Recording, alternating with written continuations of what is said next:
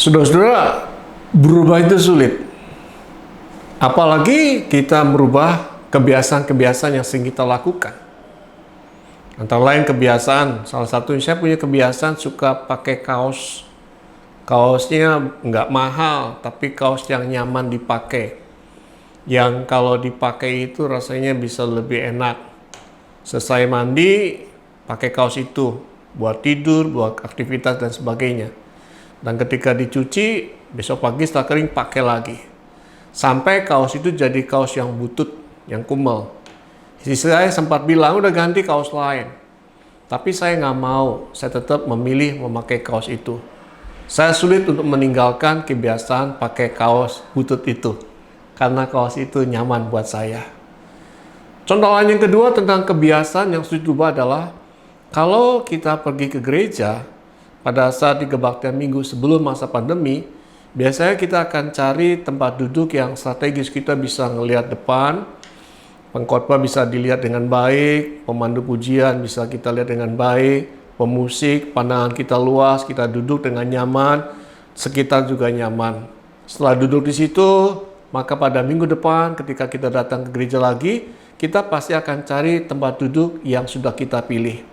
Minggu depannya lagi, pada saat kita datang ke gereja lagi, kita akan pilih tempat duduk yang seperti itu. Kita punya kebiasaan menjadikan kursi itu kursi favorit kita. Kalau kita suruh pindah, kita mengatakan nggak suka, nggak nyaman, nggak enak. Saya senang dengan kursi ini.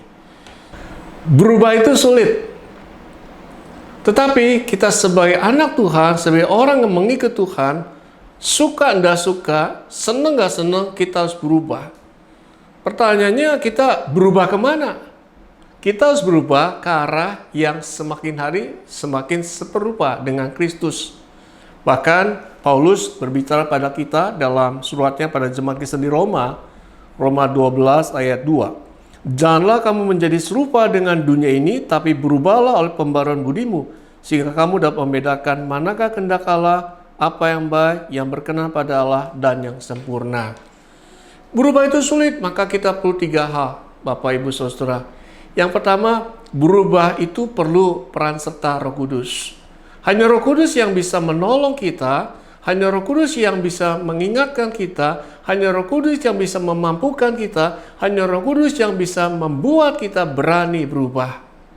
Yang kedua, berubah itu butuh kesadaran diri. Kita sebagai orang yang sudah diselamatkan oleh Tuhan, kita tidak hanya bersyukur karena Tuhan sudah menyelamatkan kita, tetapi juga kita harus sadar diri untuk berani berubah. Dan yang ketiga, berubah itu butuh proses. Tidak ada segala sesuatu yang baru bisa terjadi seketika. Butuh proses. Oleh karena itu, temukan kebiasaan yang baik, yang baru, berlatihlah terus tanpa putus asa. Dengan demikian, maka kita akan dimampukan untuk berubah. Amin.